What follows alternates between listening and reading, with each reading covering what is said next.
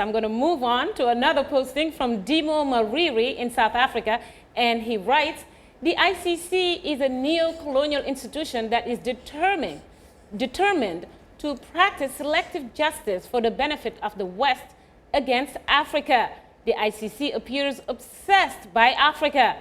African leaders who commit crimes must be prosecuted and sentenced in Africa by a competent African court. And finally, we're going to look at Dennis Ajufo in London, who says, African people should wake up and fight their corrupt leaders themselves, rather than depend on their slave masters to fight for them. How long are African people going to remain subservient? Shaka, it seems like it all boils down to African courts, almost an outcry for the need for the courts to be more competent in order to be able to try their own leaders in the long run. Very interesting, very interesting. How do you respond to that, Kenneth? African court, competent African courts. Yes. In fact, a lot of these leaders have actually been echoing that. You're right. Why not be tried by African courts? We need to know how those courts are even set up. Right. And who decides who should be a judge on those courts. Right. Interesting question across the African continent, with a few exceptions, of course.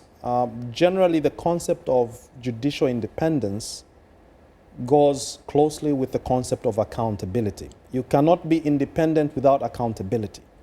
Now, what we have seen, a lot of commentators focus on independence of judges, but judges also have to be accountable in terms of how they perform. And they also work in a political context. In a political context. Environment. In a number of countries, the appointing authority for judges is usually the Republican president. Correct. The Judicial Service Commission or whatever judicial authority body is there might recommend, but the president makes the appointment. Correct. And therefore, most judges tend to feel quite vulnerable and, subject to the whims of the executive. Or their loyalty really to the appointing authority. Exactly. It's natural to feel that way if you don't have, security of tenure.